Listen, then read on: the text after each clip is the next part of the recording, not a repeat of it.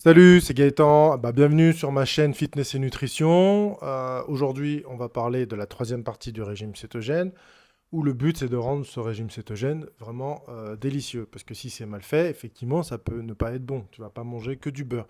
Quoique moi, ça m'arrivait des fois de juste prendre un petit morceau de beurre de 10 grammes ou 15 grammes de beurre demi-sel, et c'était vraiment très bon. Donc si tu ne me connais pas, je m'appelle Gaëtan, bienvenue sur ma chaîne. Et le but ensemble, c'est qu'on voit des manières simples et efficaces d'atteindre tes objectifs le plus rapidement possible. Je ne suis pas là pour te raconter des chiquets. Et tout ce que je fais, je l'ai testé sur moi. J'en fais profiter ma femme et des gens que j'aime autour de moi. Et je suis très content si je peux t'apporter une petite aide. Donc le but, c'est quoi dans cette troisième partie? C'est de rendre tes menus cétogènes délicieux. D'ailleurs, je ne sais pas pourquoi, une idée de repas qui me va comme ça si tu n'as jamais essayé, c'est des asperges vertes cuites dans le beurre avec du bacon sur le côté et des petites des noix de pécan, pardon, cassées en morceaux comme ça et du parmesan. Tu m'en diras des nouvelles. Je ne sais pas si tu aimes les asperges, mais moi c'est un plat, et là je ne sais pas pourquoi, ça vient de me partir comme ça. Bref, donc en général les menus cétogènes sont déjà délicieux de base. Le but, comme je disais, c'est pas d'additionner que des couches de gras sur du gras. D'autant plus qu'il faut bien sélectionner tes graisses et ne pas prendre des graisses industrielles qui sont néfastes pour ta santé et éventuellement même pour la nature. D'accord? Donc, ouvre un livre de cuisine, observe par quoi tu peux remplacer l'ensemble des glucides. Donc, si on te dit que tu fais un plat et qu'il y a par exemple des pâtes, par quoi tu peux remplacer tes pâtes. Sachant que dans le régime cétogène, le principe de base, c'est de supprimer pratiquement complètement, lorsque c'est possible, les glucides. Donc, c'est-à-dire tout ce qui contient du sucre en général.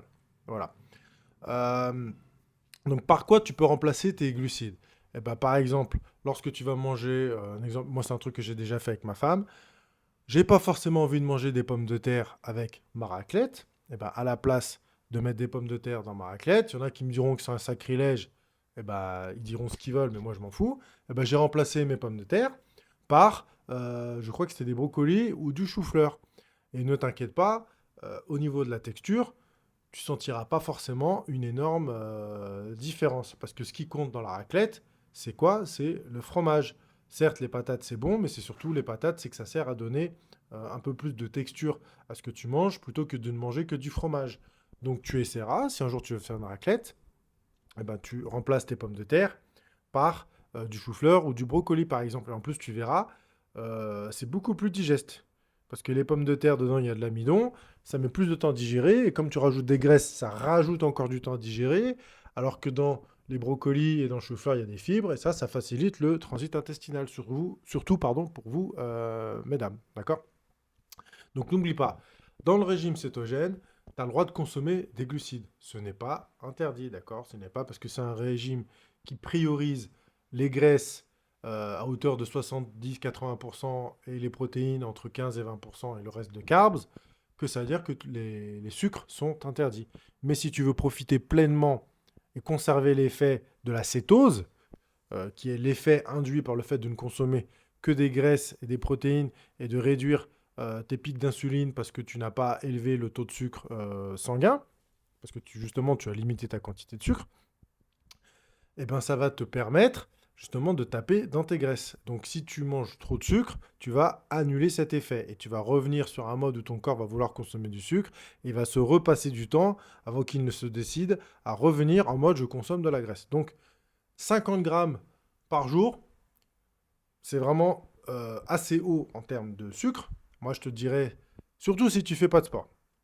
Si tu fais du sport, c'est un petit peu différent parce qu'il y a de fortes chances que les 40 à 50 grammes de sucre net, hein, je parle, hein, que tu as consommé dans ta journée, si tu les as intégrés en plus autour de ton sport, de ton activité physique, hein, là, il y a de très fortes chances qu'ils soient utilisés par ton corps pour cet effort physique, parce que c'est ce que lui va préférer utiliser en termes d'énergie, c'est très rapidement disponible pour lui. Maintenant, le but dans un régime pardon, cétogène, c'est d'être focalisé, d'être concentré sur la perte de graisse. Même si à la base, ce n'était pas un régime qui était créé pour ça. D'accord? À la base, le régime cétogène, d'ailleurs, je te le dis si tu ne sais pas, c'était un régime qui a été inventé pour les gens qui souffraient de maladies comme Alzheimer, Parkinson, ou les gens qui, J'ai oublié le nom, là, mais ceux qui se mordent la langue, là, quand ils sont devant la télé ou qui jouent trop aux jeux vidéo, là, et qui pètent un câble, voilà. Parce que ça te fait fonctionner ton cerveau sur d'autres neurones qui ne sont pas activés par le sucre, mais qui sont activés grâce au corps cétonique. Bon, bref, on va pas rentrer dans les détails maintenant, c'est pas le sujet du jour. Mais sache que le but, lorsqu'on parle en nutrition, le but du régime cétogène, en général, à la base, les gens l'ont récupéré pour faciliter la perte de graisse parce que ton corps brûle continuellement de la graisse, d'accord? Même lorsque tu es au repos, tu brûles de la graisse pour faire fonctionner ton corps, tu brûles de la graisse par l'air que tu expires et tu brûles de la graisse par tes urines. En tout cas, dans les premières fois que tu commences ce régime. Ça, c'est garanti. Donc, euh, ce n'est pas grave si tu rajoutes une petite cuillère à café, à soupe de farine, parce que tu veux te faire un petit cake au chocolat, voilà, ou une sorte de petite pizza un peu plate, un peu sur flamencuche. C'est pas grave, parce que de temps en temps, il faut savoir remplacer, même si c'est un petit peu entre guillemets interdit, défendu de le faire. Si ça te permet de tenir ta diète dans le temps et que ça ne la compromet pas, eh ben fais-le, ma foi, il n'y a pas de problème. Si tu fais 80-90% du temps, tu fais les choses bien, bah, si 10% du temps, tu as besoin de faire un écart pour te sentir bien, parce que c'est un repas de famille, parce que juste envie de te faire plaisir, fais-le. Maintenant, l'avantage, si tu veux optimiser ça, c'est de le faire quand tu vas manger quelque chose de sucré, bah, de le faire avec une activité physique, soit juste après, soit juste avant, pour permettre à ton corps de brûler rapidement ce sucre et de revenir en mode je brûle de la graisse, d'accord? Donc une petite entorse n'est pas très grave si ton moral reste positif et qu'il te permet de coller à ta diète, comme on dit, et que ça ne l'affecte pas en profondeur. Donc après, tu peux essayer de remplacer de la farine blanche traditionnelle par de la farine de coco ou de la farine d'amande et tout. C'est en essayant ce genre de choses-là que tu vas peut-être trouver une recette. Maintenant, je te conseille plutôt d'aller sur des sites spécialisés cétogènes où des recettes ont déjà été mises en place. Ce qui ne veut pas dire que parce que eux ils le font que ça va correspondre à ton goût. Moi, j'ai déjà essayé, je suis un fan de pizza, j'adore faire la pâte à pizza. Ouais, j'ai déjà essayé de faire des pâtes à pizza avec de la farine d'amande, des recettes. Oublie. Les meilleures pizzas au monde, elles sont faites avec de la farine de blé qui contient du gluten. C'est ce qui va permettre de donner l'élasticité à ta pâte, de la faire gonfler, de la rendre aérienne, qu'elle soit moelleuse et croustillante en même temps. Ce que tu n'arriveras jamais à faire avec de la farine d'amande qui est trop compacte ou de la farine de coco, c'est pareil. Tu n'arriveras jamais à obtenir une pâte à pizza comme ça. C'est impossible. Donc si tu veux manger une vraie pizza, eh ben, va chez ton pizzaiolo préféré, fais-toi plaisir. Et voilà, on n'en parle plus, quoi. Et après, tu reviens sur ton régime cétogène. N'oublie pas que c'est le gras qui donne du goût. Et donc, il doit être présent, les bonnes graisses évidemment, à hauteur de 75% minimum dans ton assiette. Ça, c'est vraiment très très très important, d'accord? Donc le but, ça sera pour toi d'avoir une consommation en grande quantité de graisse de bonne qualité, modérée en protéines, d'accord? Donc 15-20%, et pratiquement sans glucides, inférieur à 5% sur ton total calorique de la journée. N'oublie pas, comme je te l'ai dit, le principe de ce régime, c'est vraiment de te concentrer sur les bons lipides, les bonnes graisses. Et c'est pas grave, si tu manges plus gras et moins protéiné et pas de sucre, ce n'est pas grave. C'est pas parce que tu as fait ça une fois ou deux que ça va te flinguer la santé, à moins que tu aies déjà une maladie particulière en rapport avec l'absorption des graisses dans ton corps. Ça peut être autre chose. Mais si tu as cette maladie-là, bah, je pense que tu en auras déjà parlé avec ton docteur. Du moins, c'est ce que je te conseille. C'est pas grave non plus, comme je te le disais à l'instant, si tu manges moins de 20 grammes, moins de 20% de protéines par jour. Et si 80-90% du temps, tu respectes les bonnes macros, ça se passera très très bien, il n'y a pas de problème. C'est pas parce qu'une journée tu as mangé moins de protéines que tu es go muscu, que ça y est, tu vas perdre tes muscles, que ta fenêtre anabolique, oh là là, non, non. Ça marche pas comme ça. Le corps, il fait pas des switches du jour au lendemain. Il faut quelques jours, quelques semaines des fois pour s'adapter et faire des modifications conséquentes. Donc ne te prends pas la tête avec ça. C'est vrai que le plus difficile quand tu fais ce régime-là, pour les gens qui ne connaissent pas, c'est de se mettre dans l'optique que tu vas manger du gras pour perdre du gras. D'accord? Ça va vraiment être ton combat mental le plus dur à faire. Parce que les gens se disent, mais je comprends pas, je mange du gras pour perdre du gras, mais si je mange du gras, je vais prendre du gras. Mais en fait, ça, c'est ce qu'on voudrait te faire croire, mais si tu ne connais pas, ce n'est pas comme ça que ça marche, d'accord? Ça, effectivement, tu vas prendre du gras si tu manges du gras, si tu manges par-dessus, très sucré. Ça, c'est les combos les pires. Bah, si tu manges à l'américaine, tu manges, je sais pas, des donuts, des muffins, c'est quoi? C'est 40% de graisse et 40% de sucre. Enfin, je dis ça, et encore, je suis gentil, quoi. C'est peut-être même plus de graisse ou plus de sucre, et pratiquement pas de protéines. Bah oui, ça, c'est sûr, c'est ce que ton corps il va adorer. Les gens adorent ça. Par contre, bah, ça tombe direct où? Ça tombe direct ici, quoi. Là, il n'y a pas de souci là-dessus. Donc, tu dois réapprendre à manger, et c'est vrai que c'est pas facile tous les jours. Moi, j'ai pas eu de difficulté jusqu'à présent, et je varie. Des fois, si j'ai envie de manger cétogène pendant 1 ou 2 semaines parce que ça me fait plaisir, je le fais. Je m'y colle. Et puis quand j'en ai marre, je reviens sur un régime plus traditionnel, avec du riz, avec des pommes de terre, avec des légumes, et voilà, il n'y a pas de problème. De toute façon, la plupart des légumes sont autorisés dans le régime cétogène, surtout les légumes verts qui sont riches en micronutriments et qui contiennent en général très peu de sucre et qui ont un bon apport en fibres, aussi bien solubles qu'insolubles d'ailleurs. Quand tu vas faire tes repas, eh ben, tu peux rajouter de la crème fraîche à 30%, du beurre, de l'huile, des oléagineux, tout ce qui va te faire plaisir et qui va rendre tes plats plus gras, mais évidemment en respectant un certain nombre de calories, d'accord? Ça, c'est important. N'oublie pas que si tu fais un régime gras et que tu consommes malgré tout beaucoup, beaucoup plus que ce que ton corps a besoin par rapport à tes dépenses énergétiques, bah, il n'y a pas de secret, hein, tu vas prendre du gras. Donc si tu fais un régime cétogène, mais que tu es vraiment en excédent par rapport à ce que tu as besoin, bah, ton corps, qu'est-ce qu'il fait? Il fait des économies, hein. Il est pas con, hein. Ça, c'est un aspect reptilien du corps. Il est très programmé pour faire des réserves énergétiques. Donc, une petite chose toute simple à faire.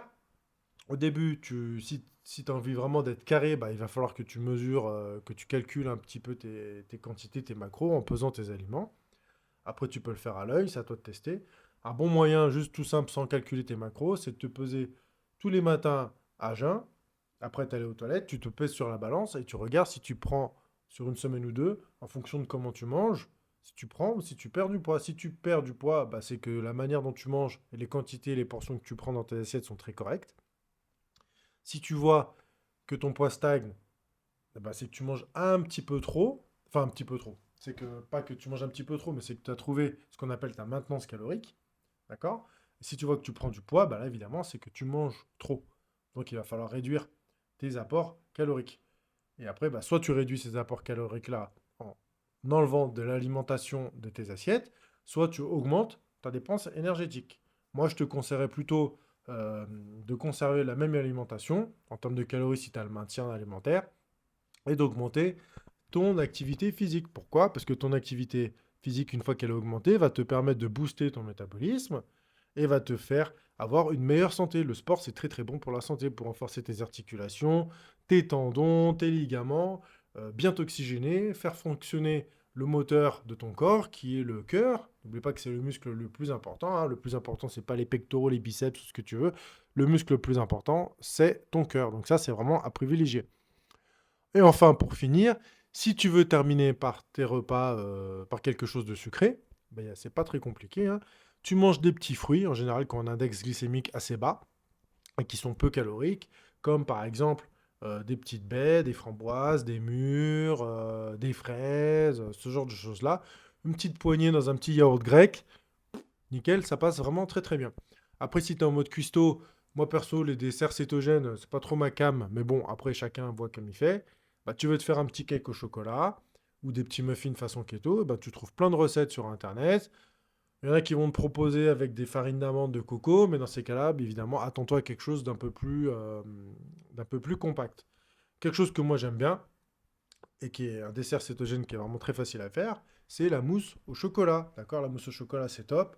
Des protéines, dans les œufs avec des bons lipides, très important, et du chocolat. Donc tu prends du chocolat noir.